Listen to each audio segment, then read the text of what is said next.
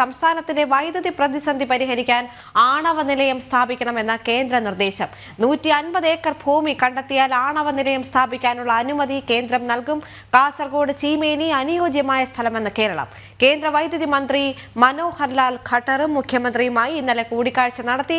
ടിൻറ്റുകൊണ്ട് തിരുവനന്തപുരത്ത് നിന്ന്. ടിൻറ്റു, നമുക്കറിയാം കേരളം വളരെയധികം പ്രതിസന്ധിയാണ് വൈദ്യുതിയുടെ കാര്യത്തിൽ അനുഭവിച്ചുകൊണ്ടിരിക്കുന്നത്. ഇരുട്ടടി പോലും അനുഭവിക്കേണ്ടി വന്ന സാഹചര്യം ഇപ്പോൾ കേരളത്തിലുണ്ട്. അതിനൊരു പരിഹാരം അത്യാവശ്യം തന്നെയാണ്. ഈ ഒരു വിഷയത്തിൽ കേന്ദ്രമന്ത്രിയുമായി മുഖ്യമന്ത്രി സംസാരിച്ചു എന്നറിയാൻ സാധിക്കുന്നുണ്ട്. എന്തൊക്കെ സുപ്രധാന തീരുമാനങ്ങളാണ് ഈ കൂടിക്കാഴ്ചയിൽ ഉണ്ടായിരിക്കുന്നത്? കടന്നു പോകുന്ന അതിരൂക്ഷമായിട്ടുള്ള വൈദ്യുതി പ്രതിസന്ധി ഒരു പരിധിവരെയെങ്കിലും പരിഹരിക്കണമെങ്കിൽ ഈ ആണവ വൈദ്യുതി നിലയം എന്ന ആശയത്തിലേക്ക് കടക്കണമെന്നാണ് കേന്ദ്രം ഇപ്പോൾ കേരളത്തെ അറിയിച്ചിട്ടുള്ളത്.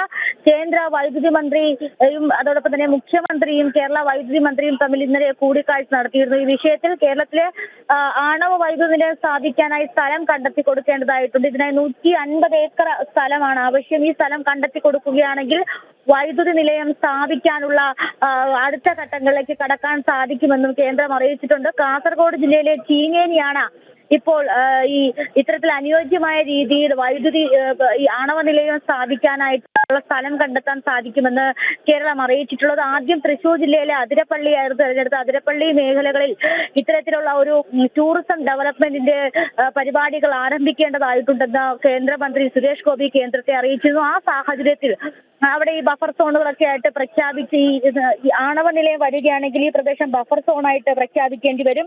അങ്ങനെയെങ്കിൽ ഇത്തരത്തിലെ ടൂറിസം വികസന പ്രവർത്തനങ്ങൾ നടത്താൻ സാധിക്കില്ല. ആ ഒരു ഘട്ടത്തിലാണ് ഇപ്പോൾ കാസർഗോഡ് ജില്ലയുടെ ചീമേനിയിലേക്ക് ഈ ആണവ നിലയം പരിഗണിക്കുന്നത്. അതോടൊപ്പം തന്നെ ഈ തോറിയം കേരളത്തിന്റെ തീരദേശ മേഖലയിൽ തോറിയം മൂലകം അധികമായി കാണുന്നുണ്ട്. തോറിയം മൂലകത്തിൽ നിന്നുമാണ് ആണവ വൈദ്യുതി ഉൽപ്പാദിപ്പിക്കാനായിട്ട് ഇപ്പോൾ കരുതുന്നത്. അതോടൊപ്പം തന്നെ നിലവിൽ ഈ തോറിയം ഉപയോഗിച്ചുകൊണ്ട് സംസ്ഥാനത്തിന് പുറത്തും ആണവ നിലയങ്ങൾ സ്ഥാപിക്കാനുള്ള ഒരു അനുമതി നൽകണമെന്നും കേരളം കേന്ദ്രത്തോട് ആവശ്യപ്പെടുന്നുണ്ട്. അതോടൊപ്പം തന്നെ NCP-യുമായിട്ടുള്ള ആണവ കരാറിലെ സംബന്ധിച്ച ചില ചർച്ചകളും നടന്നിട്ടുണ്ട്. 400 മെഗാവാട്ട് വൈദ്യുതി 5 വർഷത്തേക്ക് കൂടി ലഭ്യമാക്കുന്ന രീതിയിലുള്ള കരാറുകൾ നീട്ടി നൽകണമെന്നും അതോടൊപ്പം തന്നെ VGF ഫണ്ട് ജലവൈദ്യുതി ബാറ്ററിയിൽ നിന്നും വൈദ്യുതി ഉൽപ്പാദിപ്പിക്കുന്ന ഉൽപാദന മേഖലയിലെ VGF ഫണ്ടുമായിട്ടുള്ള ചർച്ചകൾ നടന്നിട്ടുണ്ടെന്ന് മനസ്സിലാക്കാൻ സാധിക്കുന്നു. അപ്പൊ എന്തൊക്കെ തന്നെയായാലും കേരളം നേരിടുന്ന അതിരൂക്ഷമായിട്ടൊരു വൈദ്യുത പ്രതിസന്ധി പരിഹരിക്കാനായിട്ട് ഇത്തരത്തിലൊരു ആണവ നിലയം ആശയം മുന്നോട്ട് വെച്ചിട്ടുണ്ട്. ഈ ആശയത്തെ ഈ കേരളം എങ്ങനെയാണ് പരിഗണിക്കുന്നത്? കേരളം സ്ഥലം കണ്ടെത്തി കൊടുക്കുക. നമുക്കറിയാം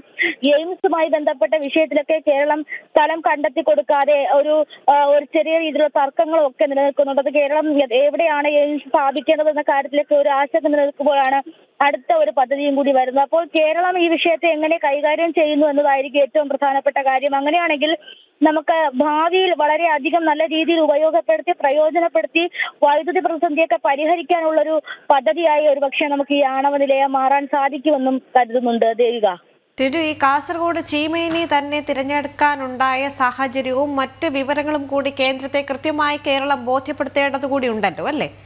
തീർച്ചയായിട്ടും.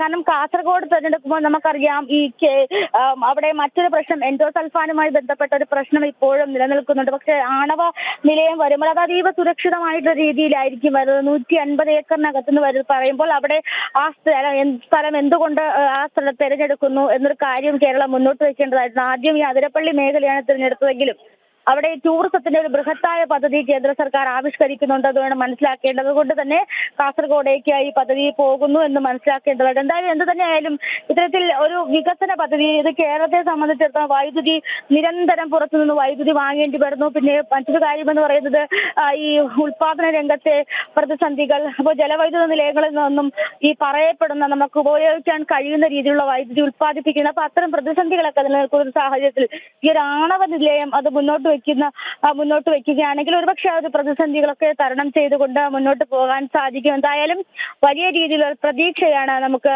ഈ കാര്യത്തിലൂടെ ലഭിക്കുന്നത്. ദേവിക. ശരി ടിൻറ്റു.